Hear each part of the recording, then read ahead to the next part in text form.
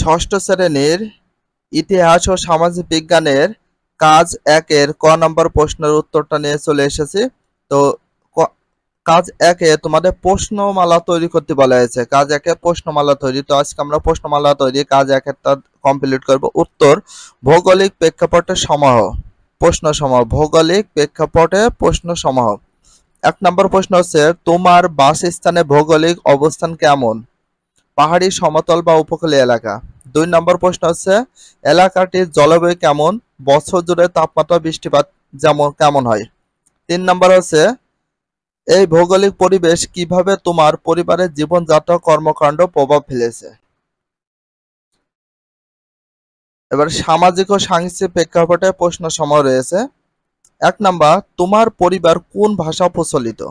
তোমার সংস্কৃতি কোন বিশেষ দিক অন্যদের থেকে আলাদা করে তোলে? এটা ১ নাম্বার। ২ নাম্বার হচ্ছে, তোমার পরিবারের রীতিনীতি ও উৎসবগুলো কি কি? বিশেষ কোনো উৎসব বা শুধু তোমাদের সম্পদের মধ্যে পালিত হয়? ৩ নাম্বার প্রশ্ন হচ্ছে, পারিবারিক, পেশা ও কর্মজীবন কিভাবে তোমার এলাকার সাংস্কৃতিক বৈশিষ্ট্যের সাথে মিলে যায়? তো এখানে কাজ ১-এ তোমাদের প্রশ্নমালা তৈরি করতে বলা হয়েছে। আমরা ভৌগোলিক প্রেক্ষাপট প্রশ্নসমূহ আর সামাজিক ও সাংস্কৃতিক প্রেক্ষাপটে প্রশ্নসমূহ তৈরি করে ফেলেছি। আর বেসিক্যালি হচ্ছে কাজ ১-এ আমরা ক, খ, গ, ঘ পর্যন্ত প্রশ্নগুলো উত্তর দিয়ে দেব পর্যায়ক্রমে। এই ভিডিওটা পরবর্তী ধাপের যে কাজ ১-এর খ নাম্বার প্রশ্নের অ্যান্সারটা দিয়ে দেব।